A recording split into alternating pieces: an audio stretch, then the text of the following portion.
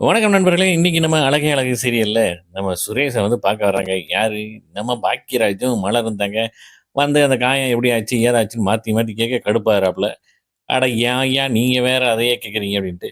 ஃபைனலா வந்து சொல்றாப்புல, "தயவுசெய்து வந்து நீங்க வேலைக்கு போயிட்டு, மதியம் வந்து கூட்டு வந்துரு" அப்படிங்கிறாப்புல. "அவளையா? அதெல்லாம் முடியாது" அப்படிங்கிற மாரி. "இல்லடா நீ கூட்டு வந்தே ஆகணும். உங்க அப்பா அப்பா தான் சொன்னாரு" அப்படிங்கிற மாரி சொல்லிடுறாப்புல.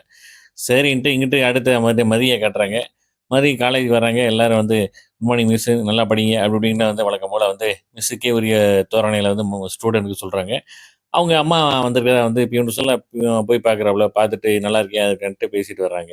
இந்த பக்கம் பார்த்தீங்கன்னா, வீட்ல வந்து மலர் வந்து அவங்க அம்மாட்ட பேசியிருக்காங்க. ஃபோன்ல பேசியிருக்காங்க. இந்த மாரி தம்பிக்கு ஒரு வரன் வந்திருக்கு.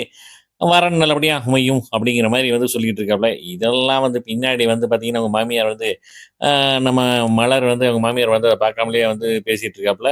உடனே அந்த மாமியார் போயிட்டு அவங்க மாமனார்ட்ட வந்து சொல்லிட்டு இருக்காப்புல, இந்த மாரி இப்படி பேசியிருக்கு அப்படின்ட்டு. மலர வேணுமனிக்கே தண்ணி எடுத்து வான்ட்டு கூப்பிட்டு வச்சு செய்றாப்புல. யாரு அவங்க மாமியார் வந்து மலர வந்து கேட்கக்கூடாத கொஸ்டின்லாம் கேட்கிறாப்புல. இந்த பக்கம் மதியம் வந்து காட்டுறாங்க. இந்த மாரி பெர்மனன்ட் ஆக போறீங்களாம்ல அப்படின்னு சொல்லிட்டு வச்சாங்க. பெர்மனன்ட் ஆனா எங்களுக்கெல்லாம் ட்ரீட் இருக்கு அப்படிங்கிறாப்புல. ஓகே குடுத்துடலாங்கிறாரு. இந்த பக்கம் நம்ம தங்கராஜ் வந்து அந்த பெர்மனன்ட்ட வந்து கெடுத்து விடுறதுக்காக வந்து அங்க உள்ள ஆள்ட்ட வந்து பேசுறாப்புல. அங்க இன்சார்ஜா இருக்கிறவர்ட்ட வந்து சொல்றாப்புல, இந்த மாரி குடும்ப சிச்சுவேஷன்ல இதெல்லாம் தேவையில்ல அப்படிங்கிற மாரி வந்து சொல்லிட்டு போறாப்புல. அதோட முடியுதுங்க. பார்க்கலாம் நாளைக்கு எப்படின்ட்டு கண்டிப்பா ஒரு எபிசோட மிஸ் பண்ணாம பாருங்க.